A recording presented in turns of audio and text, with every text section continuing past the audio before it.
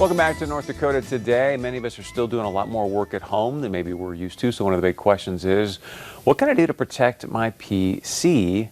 That's your personal computer. Joining us now is Brian Crom, the CEO of 702 Communications.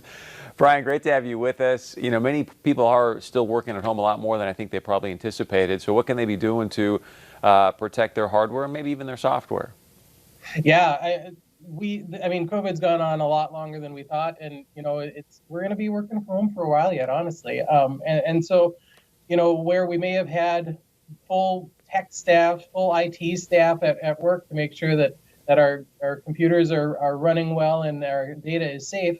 Now it's a little bit more important that the home user might make sure they're taking some steps.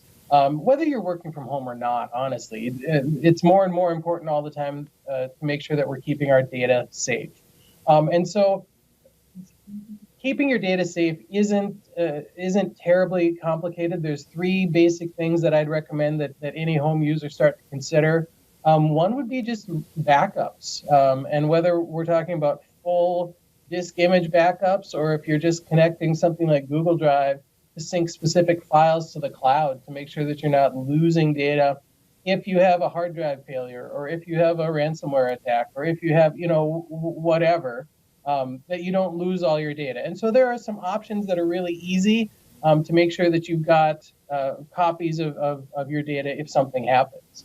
But then also, too, everybody needs to have an antivirus program. And just having one isn't enough. You've got to have it on your computer. You've got to have it so that it updates its virus definitions, and you've got to have it so that it scans regularly to make sure, again, that there aren't threats on your computer and that your data is safe.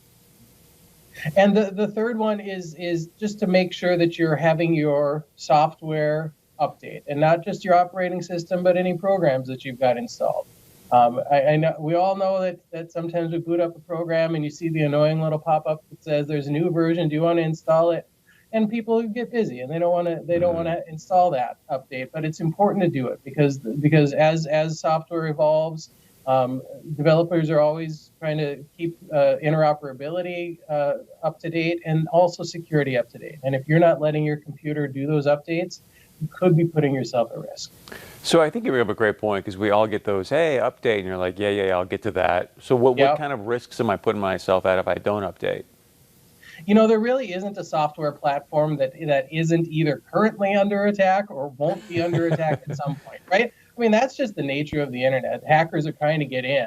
And when vulnerabilities or exploits are detected in software, the developers, close those exploits or do something to make it harder to use that exploit. And if you're not deploying that patch, if you're not deploying the more secure version, your data could be at risk.